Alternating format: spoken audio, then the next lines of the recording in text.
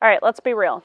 You're going to make mistakes when you start prepping. Actually, not even just when you start. Even experienced preppers make mistakes. It's how you learn. If you don't think it applies to you, you can just pop that little bubble of delusion that you live in. So we're clear. Mistakes are going to be made, but you're going to want to avoid these three for sure. Because best case scenario, you lose a big chunk of money. Worst case scenario, you die.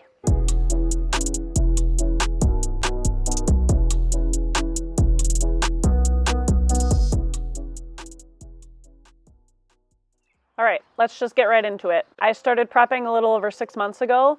I made these three mistakes. Luckily, I didn't die, but if a disaster happened that I was trying to prepare for, it very well could have meant life or death for my family. Mistake number one is not storing water. For some, it might be obvious, but I think it's easily overlooked because anytime you turn on a faucet, we're in a spoiled position that water comes out of it. So you don't necessarily think about situations where you turn on that faucet and the water's not there. Then what do? You can last 3 weeks without food, 3 days without water, you're toast. So that entire room of food that you have stored isn't going to do you any good if you don't have water to drink. A good rule of thumb is to have 1 gallon per day per person in your household. That includes drinking water, cooking water, and sanitation. All right, mistake number two, not rotating through your food supply. This is honestly a hard one that I still struggle with. I'm a mom of 3 kids. I don't necessarily have time to be putting a ton of effort into making sure that I'm rotating through food if it's difficult. So I've spent the last 6 months trying to come up with systems to make my life easier so that I'm more likely to rotate through my food. Because again, I don't have the mental energy to be trying to make sure that every time I purchase a grocery item that it goes in the back of my supply of that item, and that every time I cook, I pull the oldest item out. First in, first out. I've used can rotators, I've used shelving, you name it, I've done it to make sure that I can get through my supply more easily. The last thing you want to do is spend extra money each week on your food budget preparing and buying extra food, only to realize a few months later that you forgot about that food item or that it expired and you have to throw it away. It's enough to make you cry. And mistake number 3, not buying the correct type of foods for your stockpile, especially when you're getting started. Okay, so think about this. You're worried about the prices of meats that are rising, right? And you want to be able to have extra meat on hand for your family if needed. And it's on sale at your grocery store, and you go out and you buy extra meat.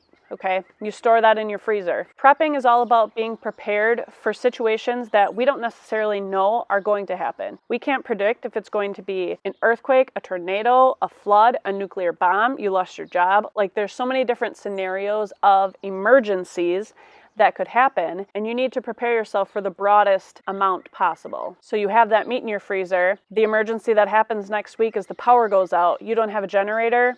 All of that meat is useless in your freezer. Right? I'm not saying it's a bad idea to buy extra meat or buy extra things to store in your freezer or fridge if it's on sale. That's always a good idea. But if you're starting prepping, you really should be buying shelf-stable items first so that losing power and things like that don't necessarily affect your food supply. So a better idea would be to start buying grains, rice, beans, and canned meat. So once you have enough of those items that you're confident would stay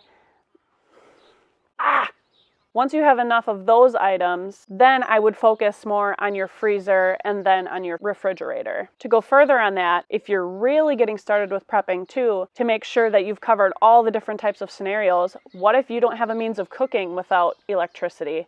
You don't necessarily want to be buying things that you have to cook, even if they're shelf stable. A bag of dry beans is not going to do you a whole lot of good if you can't soak them in water and then boil them. You need beans in a can so that you could just open the can of whatever it is and then eat it straight out that way. Side note, make sure you have a can opener. I only had an electric can opener up until this point, so make sure you have a manual one. But if you start your emergency preparedness journey with keeping those 3 things in mind, you'll be off to a really good start. If you're just getting started with prepping, that's awesome. Good for you. You're 1 step ahead of the general population. And I assure you one day, you and your children and family will be thankful that you did this. These 3 mistakes aren't the only 3 that I've made. I'm documenting my journey of emergency preparedness on this channel. and I've made several more mistakes than those 3 on this channel already. So if you want to head over and check out other videos that I have, I'd be so happy to have you follow along with me on this journey. If you have other mistakes that you've made that you want new preppers to be aware of to avoid, make sure to leave those in the comment section below too, so we can help each other out. Thanks for liking this video. Thanks for subscribing. Thank you so much for all of your support in general. Stay safe, guys.